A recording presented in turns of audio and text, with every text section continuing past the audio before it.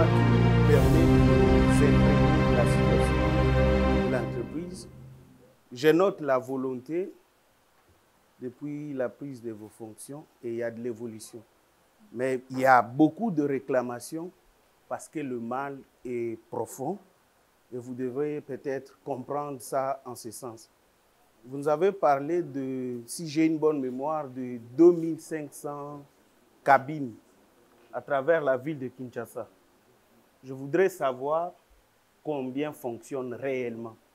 Est-ce que ce sont toutes les 2500 qui fonctionnent ou il y a quelques cabines en panne? Deuxièmement, je voulais quand même savoir quels sont les facteurs ou les éléments qui guident l'implantation de vos cabines pour que dans d'autres districts qui aient des cabines à un nombre très excédent par rapport au cas du district de Tchangou qui en a la moitié de Lukunga. Est-ce c'est parce que vous estimez que là-bas, il y a les gens qui ne payent pas, qui ne sont pas peut-être riches pour payer, ou pour qu'ils soient négligés en faveur de ceux qui vivent à Goma. Vous avez mentionné le cas des journaliers, et la SNEL en compte 10 000. Je voulais quand même savoir sur base de quels critères vous les recrutez. Ont-ils l'expertise ou l'expérience qu'il faut? Parce que votre société est trop technique. Deuxièmement, ils sont payés combien? Ils travaillent au sein de la SNEL pendant combien de mois? Parce que la loi limite à 22 jours à l'espace de 2 mois.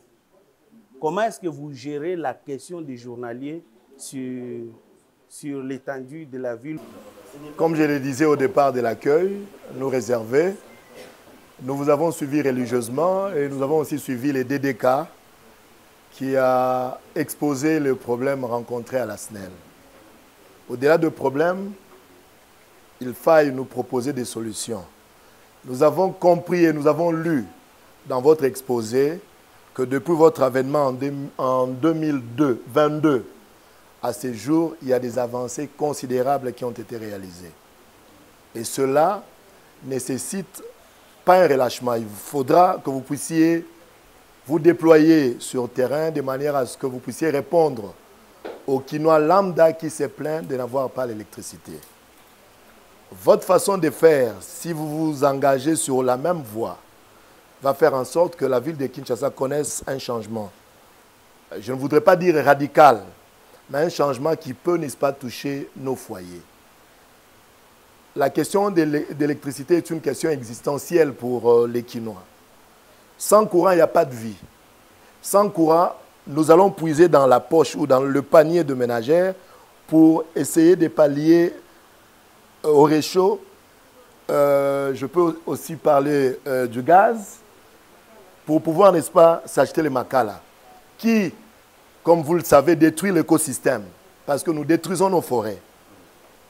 Mettez-vous au travail.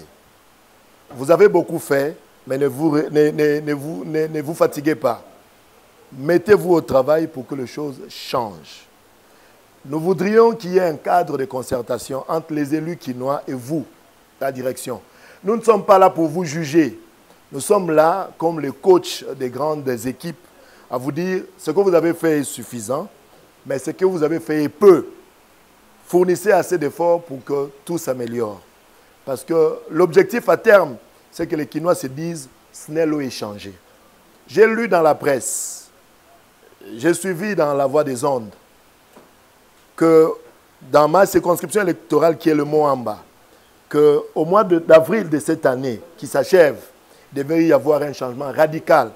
Parce qu'il y a eu un projet des expatriés qui travaillent en communion avec la SNEL, qui devrait améliorer la desserte en électricité dans ma circonscription électorale. J'allais dire mon district.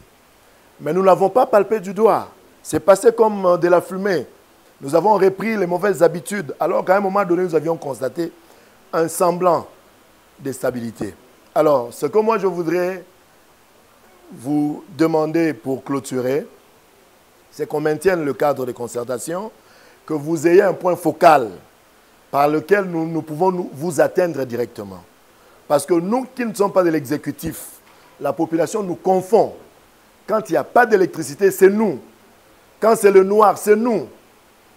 Dans ma circonscription électorale, donc qui est mon district du Moamba, il y a combien de cas de morts enregistrés de personnes électrocutées par des câbles qui traversent les avenues lorsqu'il pleut?